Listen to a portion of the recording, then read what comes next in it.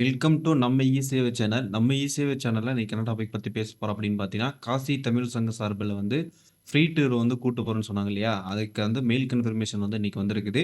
அந்த மெயில் கன்ஃபர்மேஷன்ல வந்து என்ன சொல்லியிருக்காங்க அப்படின்றத பத்தி பார்க்க போலாம். நம்ம இ-சேவை சேனல வந்து ஃபர்ஸ்ட் டைம் பார்க்கணும் மறக்காம வந்து சப்ஸ்கிரைப் பண்ணிடுங்க. வீடியோ வந்து ஸ்கிப் பண்ணாம பாருங்க. அப்ப சொல்லிக் கொடுத்த தகவல் மூலியமா வந்து சேரும். வாங்க வீடியோக்குள்ள போலாம்.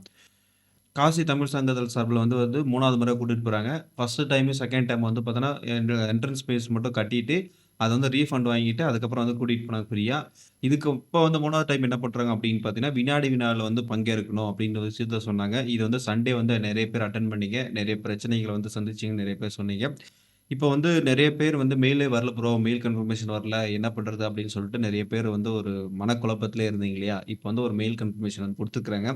என்ன மெயில் கன்ஃபர்மேஷன் அப்படின்னு பார்த்தீங்கன்னா, காசி தமிழ் சங்கத்தின் சார்பில வந்து இன்னைக்கு தான் வந்திருக்கு. கிட்டத்தட்ட வந்து எவ்வளோ நேரம் ஆகுதுன்னு பார்த்தீங்கன்னா, 12:26க்கு வந்திருக்கு. டைம் வந்து 12:35 கிட்டத்தட்ட வந்து ஒரு 8 நிமிஷம் தான் டைம் ஆகுது. இது வந்து இப்ப எனக்கு. இப்ப என்ன மெசேஜ் வந்திருக்கு அப்படின்னு பார்த்தீங்கன்னா, அவங்க சொல்றத அப்படியே படிக்க பாருங்க. காசி தமிழ் சங்கம் 3.0 காசி தமிழ் சங்கம் 3.0 க்கான கட்டாய தகுதி வினாடி வினா தேர்வில் கலந்து கொண்டதுக்கு நன்றி.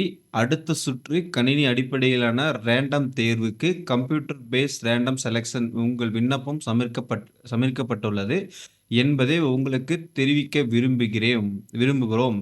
ஒருவேளை தேர்ந்தெடுக்கப்பட்டால் எஸ்எம்எஸ் மின்னஞ்சல் பெறுவீர்கள். உங்கள் பங்கேற்பு உறுதிப்படுத்த மின்னஞ்சலில் இருக்கக்கூடிய வழிமுறைகளை பின்பற்றவும் அப்படின்ற விஷயம் சொல்லிக்கிறாங்க. இத இங்கிலீஷ்ல சொல்லிக்கிறாங்க. அதே தமிழ்ல சொல்லியிருக்காங்க.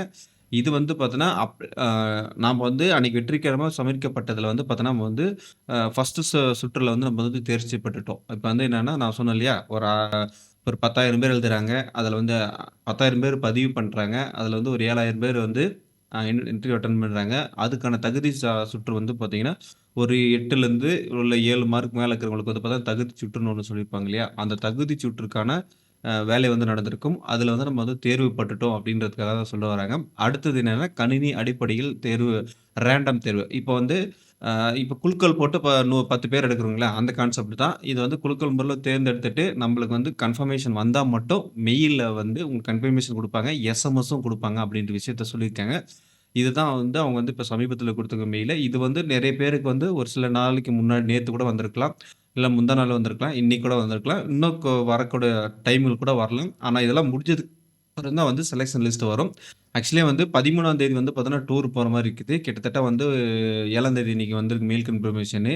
13ஆம் தேதி டூர் போறதுன்னா, நாளைக்கு சாட்டர்டே, சண்டே வந்துருது. அதுக்கப்புறம் மண்டே மட்டும் தான் இருக்கு. Monday, Tuesday. இப்ப 2 நாள்ல வந்து பார்த்தோன்னா, நீங்க வந்து ப்ரிப்பரேஷன் பண்ணணும் அப்டின்னா ரொம்ப சிரமம். அது இன்னைக்கே வந்துச்சுன்னா கொஞ்சம் நல்லா இருக்கும்னு எதிர்பார்க்குறோம். பட் என்னைக்கு வருதுன்றத பொறுத்து தான் பார்க்கணும். 13ஆம் தேதி வந்து ஸ்டார்ட் ஆக போகுது ஜர்னி.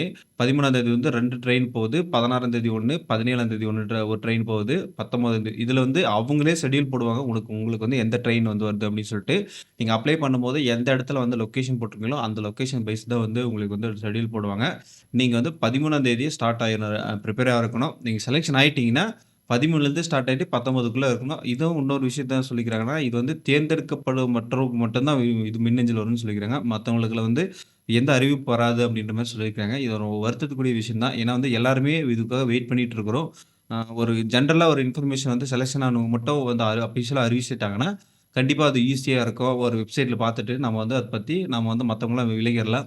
இல்ல இன்னைக்கு வரும், நாளைக்கு வரும், நாளைக்கு வரும்னு சொல்லிட்டு நம்ம வந்து கிட்டத்தட்ட வந்து 13ஆம் தேதி வரைக்கும் நம்ம வெயிட் பண்ற மாரி ஆயிடும். இது வந்து கிட்டத்தட்ட ஒரு 13ஆம் தேதினா எத்தன நாளு? இன்னையிலேருந்து வச்சுக்கோங்க 7, 8, 9, 3, 4, 5, 6, 7 நாளுக்கு வந்து ரிசல்ட் வந்துரும். நம்ம பேர் வந்துரும்னு நெறைய பேர் எதிர்பார்ப்பாங்க. இதுதான் ஒரு வருத்தத்துக்குரிய விஷயம். செலக்ஷன் ஆயிட்டாங்கன்னா, ஒரு அஃபிஷியலா வந்து அறிவிச்சுட்டாங்கன்னா கொஞ்சம் நல்லா இருக்கும்ன்றது என்னோட கருத்து. உங்களோட கருத்துக்கள் என்னென்ன கருத்துல கமெண்ட் பண்ணுங்க. எத்தன பேருக்கு இந்த மெயில் வந்திருக்கு அப்படின்றதும் சொல்லுங்க. கண்டிப்பா வந்து அது விஷயமும் தெரிஞ்சுக்கலாம்னு சொல்லிட்டு இந்த வீடியோ இதோட முடிச்சுக்கலாம். நெக்ஸ்ட் வீடியோல வந்து சந்திக்கலாம். பாய்.